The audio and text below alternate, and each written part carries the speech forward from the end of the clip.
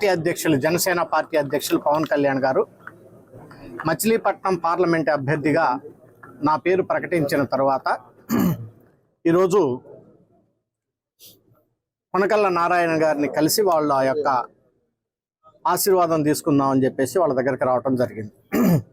వారు 10 సంవత్సరాల పాటు మచిలీపట్నం నుంచి పార్లమెంటు సభ్యులుగా పనిచేసి ఇటువంటి మచ్చ లేకుండా పనిచేసినటువంటి ఎంపీల్లో నారాయణ గారు ఒకళ్ళు. ఒక చిన్న స్థాయి నుంచి ఒక పార్లమెంటు సభ్యుడిగా, అది కూడా రాజ్యసభ కాదు లోకసభలోకి ప్రవేశించి ప్రజల చేత ఎన్నుకొని 10 సంవత్సరాలు 2 పర్యాయాలు చేసి సీటు వదులుకోవటం అంటే ఎవరికైనా బాధగానే ఉంటుంది. అది అందరికీ తెలిసినటువంటి విషయమే.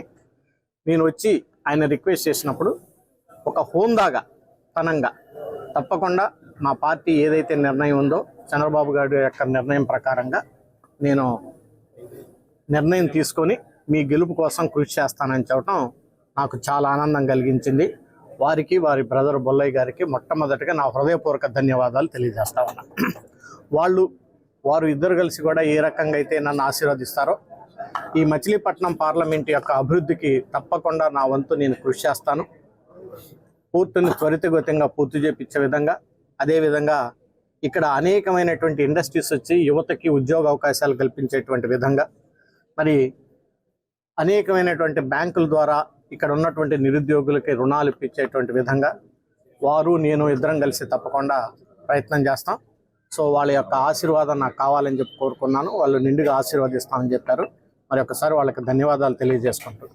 అలాగే కొల్లు రవీంద్ర గారు కూడా ఉన్నారు. వారు కూడా ఎమ్మెల్యేగా, మంత్రిగా పనిచేశారు. వాళ్ళతో కలిసి నేను కూడా పనిచేస్తాను.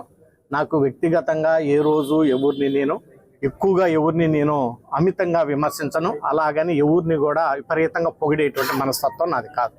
నా పని ఏందో నేను చేసుకునేటువంటి పని.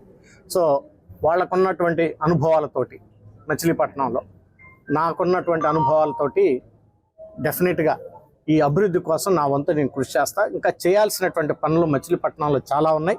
వాటిలన్నిటిని కూడా పూర్తి చేస్తా.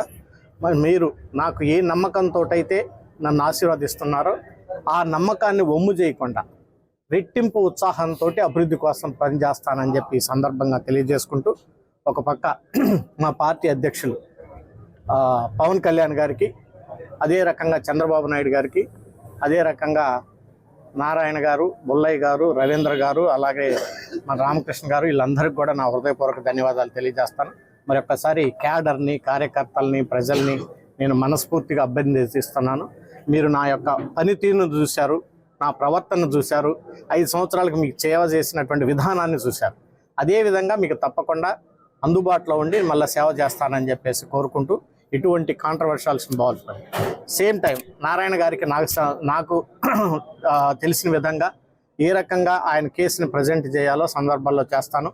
నాకు తప్పకుండా ఆయన నాకు చేసినటువంటి సహాయానికి నేను కూడా పలువురితో మాట్లాడి ఆయన్ని కూడా ఒక ఉన్నతమైనటువంటి స్థానాల్లో కూర్చోబెట్టడానికి ఒక ప్రయత్నం చేస్తానని ఈ సందర్భంగా నేను మాటిస్తాను.